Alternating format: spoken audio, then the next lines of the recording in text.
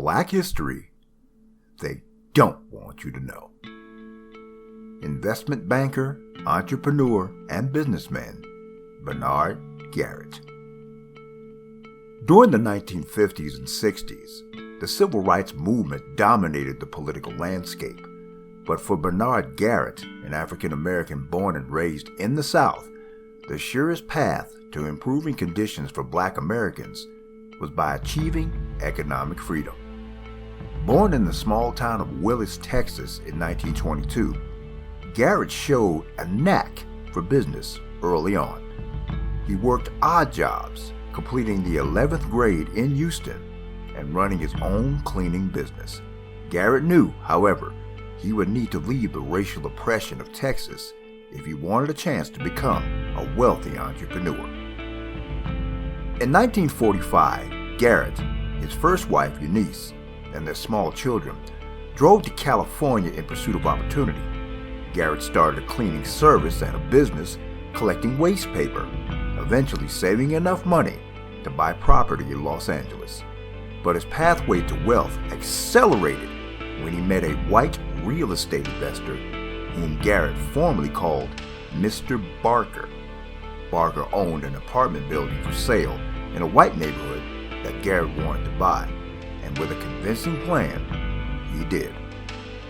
Garrett wound up buying over 177 buildings, purchased at least that many, including what was considered at that time to be the tallest structure in downtown Los Angeles in 1961. The Bankers Building, what it was called, all the while creating life-changing opportunities for African Americans. He made a profit and rented units to blacks seeking better housing in an integrated area.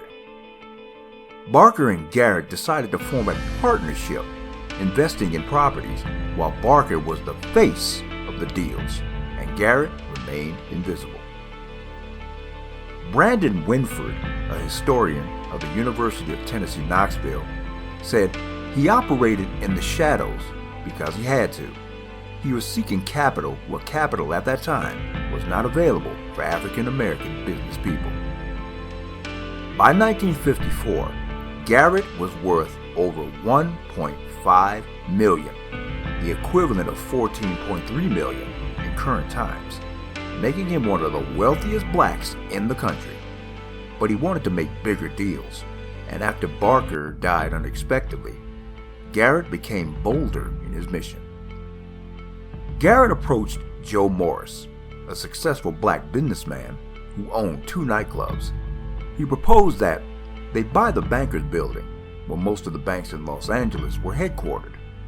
The plan required that Garrett later described as hiring faces, or white men that he coached in finance to carry out his deals, while he and Morris remained anonymous. The faces pretended to be the CEO, overseeing the day-to-day operations, while Garrett and Morris, the true owners, posed as chauffeurs and janitors to monitor their ventures under the radar, either by mopping the floors of their businesses or advising their faces during drives to work. Garrett hired Matt Steiner as the face of the Bankers Building acquisition, and it worked. Garrett traded his residential property deeds for stock in the Bankers Building, gaining a controlling interest in the corporation that owned the property. Garrett wanted to create opportunities for African Americans who were routinely subjected to redlining, where banks denied them loans. In 1963, Garrett and Morris bought the Main Land Bank and Trust Company in Texas City, Texas, with Steiner as their front man. Steiner also fronted their purchase of another Texas bank, First National Bank of Marlin. Garrett's banks became a lifeline for the black community. Black-owned banks were able to help African Americans participate in the economy in ways that they were never able to participate. They were able to purchase homes, take out a small loan to purchase an appliance or a car. Many black churches and schools were helped and saved because of African American owned banks. When Steiner made a series of mishaps as banking laws were changing, Garrett and Morris found themselves under a government investigation. In 1965, Garrett and Morris were sentenced to 3 years for misapplying almost $200,000 in bank funds. They served 9 months. Garrett started other businesses, but none got up to the scale that he had previously known. He died in a Los Angeles nursing home in 1999. His life is portrayed in the 2020 film, The Banker.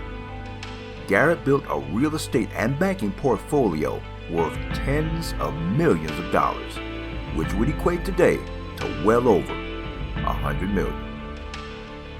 In 1920, the family established the Bernard Garrett Sr. Foundation, a public foundation focused on financial literacy and opportunity for African Americans. Garrett said years later in an interview, "The only time a man is truly rich is when he controls money." Black history they don't want you to know.